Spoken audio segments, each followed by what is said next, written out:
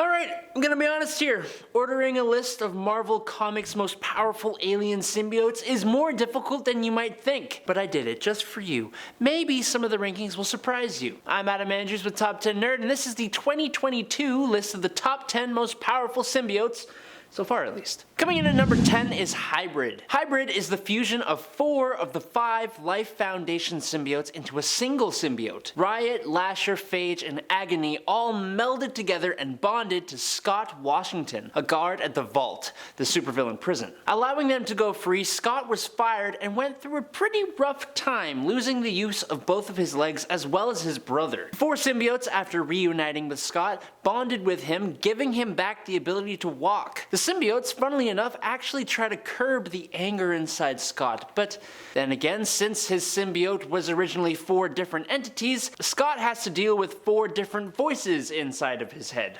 Kind of a downside in my opinion. Unfortunately, after Scott got his revenge on the X-Easy gang that had crippled him, Eddie Brock, Venom, tracked down and took out Washington in order to eliminate all the evil symbiotes, which he didn't even do because the 4 symbiotes that made up Hybrid survived, were separated, and turned over to the United States government as a special symbiote team. Coming in at number 9 is Scream. Donna Diego was a mentally disturbed woman who eventually became involved with the Life Foundation and later became a host for the last Life Foundation symbiote, the most powerful of Venom's first offspring, Scream. The Scream symbiote had gone off on her own away from the 4 that became Hybrid. Bonding with Donna, they became a villain at first and encountered both Spider-Man and Venom before she struck out, attempting to find a way to peacefully bond with her symbiote, although Donna was led into a trap and defeated by Venom anyways. Her powers are very similar to other Venom symbiotes, except with a few notable exceptions, such as her ability to extend her hair into tendrils. Gotta love that prehensile hair. She was also strong enough to defeat all 4 of her brothers, and Scream also controlled Donna's body after the woman had passed away, which is crazy considering symbiotes are parasites and need to live inside a living host to survive. Later on down the line though, after Andrea Benton, who was the host for the symbiote Mania, was possessed with a demonic hellmark, she bonded with a Carnage reborn Scream symbiote. After it was defeated, the symbiote's remains were taken and used alongside a sample of the Anti-Venom symbiote to create a brand new version known as Silence, getting a new corruptive touch deadly to other symbiotes. Number 8, Sleeper. The Sleeper symbiote was very different in comparison to others birthed of the Venom alien. The youngest son of the Venom, Sleeper was allowed to develop and incubate in a safe environment before attaching himself to a host, which gave it some notable differences and advantages. For starters, Sleeper had an altered appearance and didn't take on some of the characteristics of the Venom symbiote,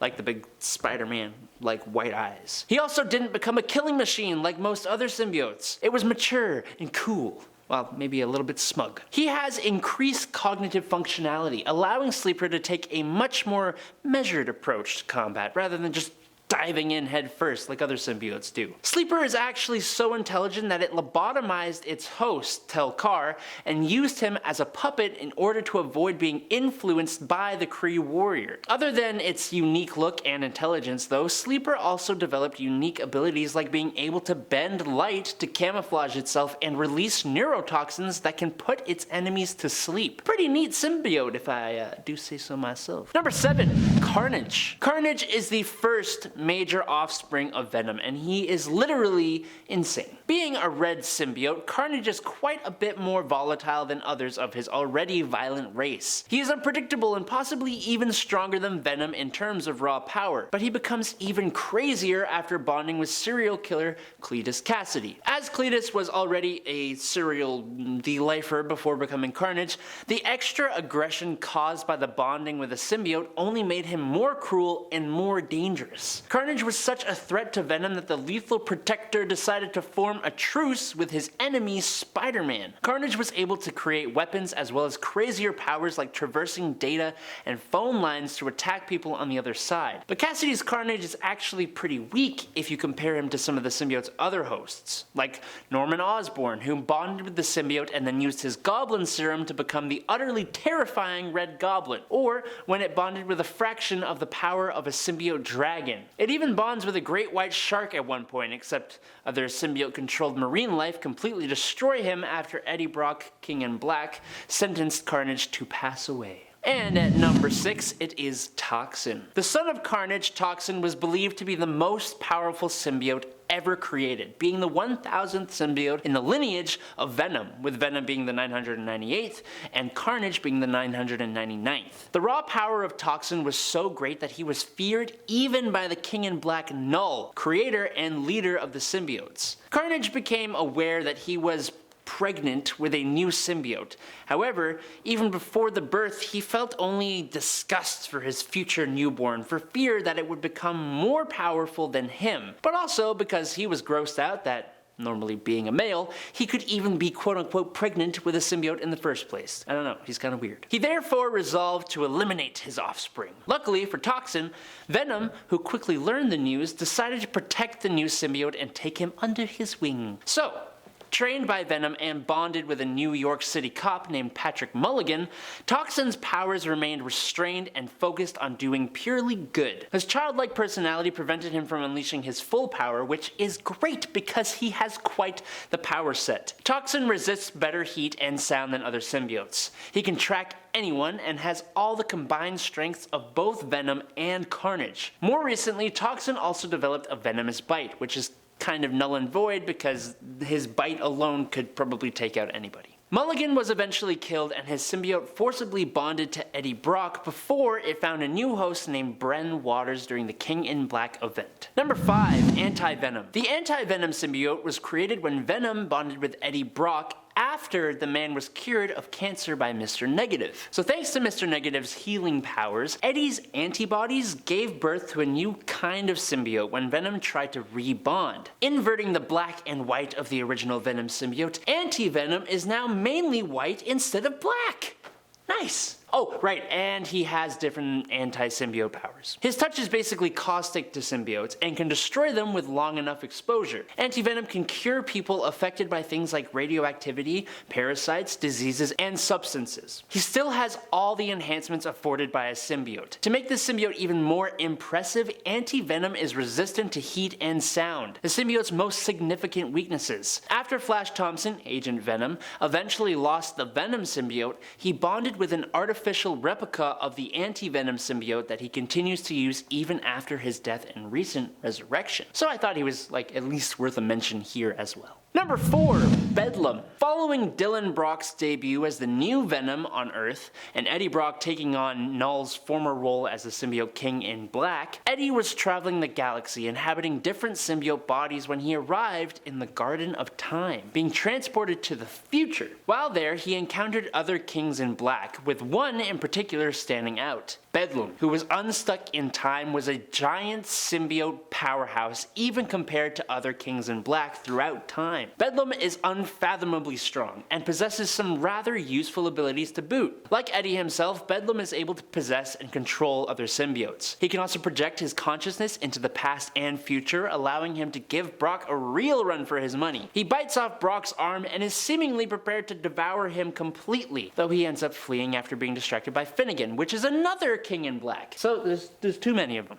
Way too many. And number 3, it's Venom himself. Chronologically, in Marvel Comics, other symbiotes had come before, but Venom was the first to appear and the one that set the symbiotic ball rolling. After being rejected by Spider-Man, the alien Venom bonded to Eddie Brock, a disgraced reporter who also hated the Spid. The two became a lethal protector anti-hero. Venom is not the strongest of all symbiotes by any means, but he's certainly one of the most persevering. Venom has been tested against more dangerous symbiotes and always comes up on top because he's willing to sacrifice everything to keep the world a safer place. He's proved he can conquer the urges of his race and become a force for good. Because of his unbreakable spirit, Venom was recently powered up by the God of Light itself, allowing him to defeat Knull once and for all, allowing Eddie Brock to become the new King in Black. As for the symbiote, Venom has recently bonded with Eddie's son, Dylan Brock, and they are both acting as a hero on Earth. Long before that, though, the Venom symbiote had also been taken by the United States government, sedated, and was bonded to decorated soldier Eugene Flash Thompson. Thompson's training and great guy morals mixed with the neutered mind of the Venom symbiote gave him control over the alien suit. So he mixed the symbiote's capabilities with his weaponry to become Agent Venom, which was also technically Venom, so I'm including him here as well, just like